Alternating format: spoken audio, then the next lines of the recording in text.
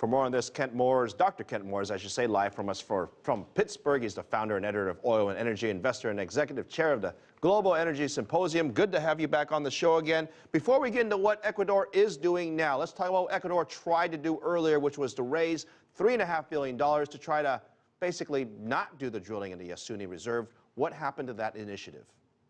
Well, there are a couple of major problems that took place almost immediately. The ability of the Ecuadorian government to garner funds from abroad is very limited for the simple reason that they defaulted on bonds not too long ago. So they've been heavily reliant on Chinese money and on a few other sources. They hope the Russians will be providing as well. The difficulty here is that there was insufficient structured analysis of what was necessary to actually balance the oil development with the preservation of the Yasuni Reserve. This is a UNESCO biosphere reserve. It is a very precious commodity in the rainforest. You've also got two indigenous tribes there that simply don't want anything to do with the outside world. So these issues are becoming a bit more complicated. There was not sufficient forward planning on this, and the finance structure simply wasn't there. So now they're going to open this up. A lot of investment is potentially coming from China. You mentioned it earlier, and the facts also show that as well. There's a very unique relationship between Ecuador and China, very friendly. Ecuador and Western oil companies, not so much. Is that a fair assessment? Definitely. Yes, definitely not so much. There are a couple of interesting things developing here. I advise on projects in Ecuador. It's one of the 27 countries I advise in. And I was advising at a very early stage of the Pacific Refinery, which is the major structure that is being proposed for the west coast of Ecuador. The Chinese involvement in there is heavy. Current estimates indicate that directly or indirectly, China now essentially controls the finances on about 90% of Petroecuador's exports. It is one of the most massive changes in an OPEC nation's exports that has ever been recorded. Not a great deal of that comes directly to China.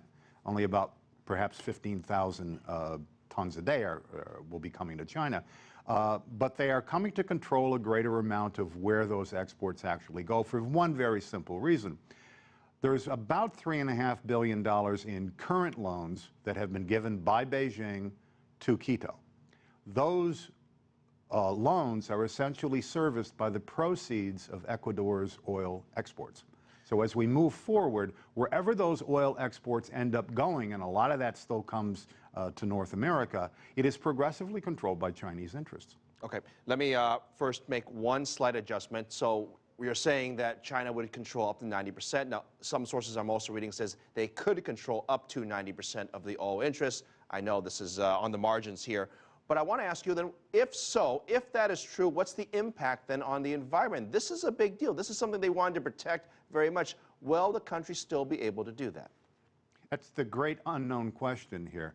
The initial approach is, I've been in the Oriente where we've had this problem now for almost 3 decades. The Texaco followed by Chevron difficulties. And that's one of the most horrendous ecological disasters I've ever seen. We also, however, have had examples of upstream projects in the headwaters of the Amazon in which there were insufficient environmental and ecological standards put down. And there was an amazing amount of damage done there as well. The ministry has learned. One of the groups I talk to whenever I go down to Ecuador is the Ministry of the Environment. And they've learned considerably in a short period of time how it is that you're actually supposed to deal with these. And I think we may be better off this time in Yasuni than we were before, but there is a massive opposition group that's been organized, and I think that referendum they're shooting for, they're probably going to get the sufficient signatures by April, and we're going to have a national referendum in Ecuador over whether there's any development there at all. Kent Moores, Dr. Kent Moores, thank you very much live for us in Pittsburgh. We will continue along with you to follow developments in Ecuador. Now, elsewhere in the